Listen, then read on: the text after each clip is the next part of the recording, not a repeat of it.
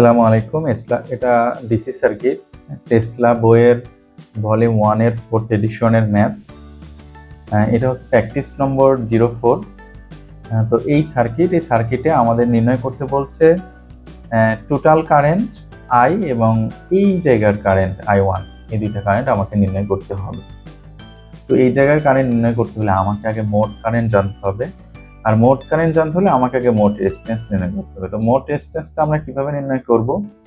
আমরা সার্কিটটা একটু সিম্পলিফাই করে ছোট করে নিছি কিভাবে? তো আমরা এই তিনটা অংশ একবার করে নিছি, প্যারালাল যেহেতু আছে। এই তিনটা অংশ করলে আমরা পাবো একটা 100 100 200 প্যারালাল 200 100 পাইলাম, আর এই তিনটা অংশ পাক করলে আরেকটা পাবো। আরেকটা কি কি আছে? একদিকে আছে 300 100 করলে 75। তাহলে আমি এই 80 থাকলো, এই 10, এই 100, বাকিগুলো ঠিক থাকলে শুধুমাত্র এই অংশটুকু কাজ করে আমরা এটা পেলাম। এবার এই সার্কিট থেকে আমি সহজেই নির্ণয় করতে পারছি টোটাল রেজিস্ট্যান্স। কিভাবে? 100 আর 75, 175 এর প্যারালাল 180, তাহলে 100 আর 75 তার সাথে প্যারালাল 180, তার সাথে যোগ হচ্ছে 10, এই 10, আর এই সবগুলো ব্রাঞ্চের সাথে 100 প্যারালাল। অর্থাৎ কারেন্ট ফ্লো করছে প্রথমে দুই পথে, এই একটা পথে, এই একটা পথে। তো এই 100 প্যারালাল এই সবগুলো ব্রাঞ্চ আর সাথে 100 প্যারালাল। তো আমরা এবার এটা ক্যালকুলেশন করে দেখি এটা কিভাবে বের করতে হয়। তো শুরুতে কি করব, আমরা অনেকগুলো বন্ধনী দিয়ে নেব। তারপর কি 100 যোগ 75 এর সাথে প্যারালাল 180, তাহলে এটা ইনভার্স যোগ 180 ইনভার্স, বন্ধনী ক্লোজ, ইনভার্স, প্যারালাল লেখা শেষ, যোগ 10, আর এই সবার সাথে 100 প্যারালাল, তাহলে সবার উপর ইনভার্স যোগ 100-র উপর ইনভার্স, বন্ধনী ক্লোজ করে ইনভার্স। তাহলে আমার প্যারালালের অংশের কাজও শেষ হয়ে গেল। তাহলে আমার রেজাল্ট হচ্ছে 49.681। ওকে, এখন আমরা তাহলে কি পাইলাম? মোট কারেন্টটা পেয়ে গেলাম, মোট ভোল্টেজ বাই মোট রেজিস্ট্যান্স। তাহলে এটা হচ্ছে আমার মোট কারেন্ট। তাহলে আমরা এটা একটা অ্যান্সার পাইলাম।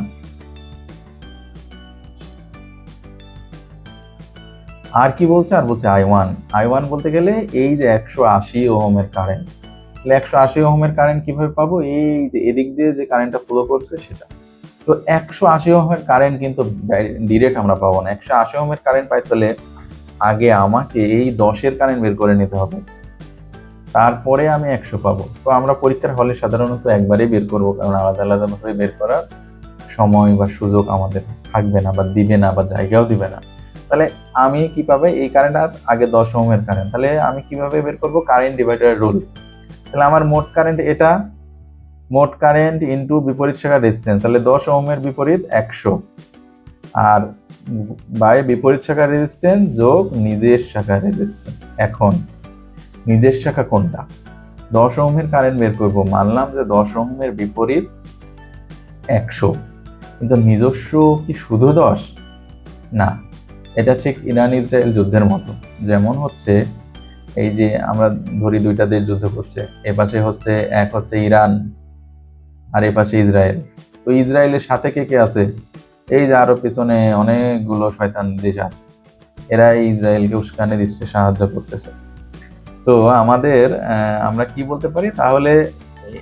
আমরা যদি এই 100-র বিপরীত কিন্তু শুধু 10 না, এই 10-এর পেছনে যারা আছে নল কলকাঠি নাড়তেছে সবগুলো, তাহলে আমরা মোট কারেন্ট গুণ বিপরীত শাখা, যেহেতু 10 ওহমের রেজিস্টরে কারেন্ট বের করব, তাহলে মোট কারেন্ট ইন্টু বিপরীত শাখা 100 বা 100 যোগ নিজস্ব শাখা। এই শাখা কি যেভাবে আছে সেভাবেই, 175-এর প্যারালাল 180 যোগ 10, 175 প্যারালাল 80 যোগ 10। তাহলে আমরা কি পাইলাম? এই অংশটা হচ্ছে I10-এর কারেন্ট।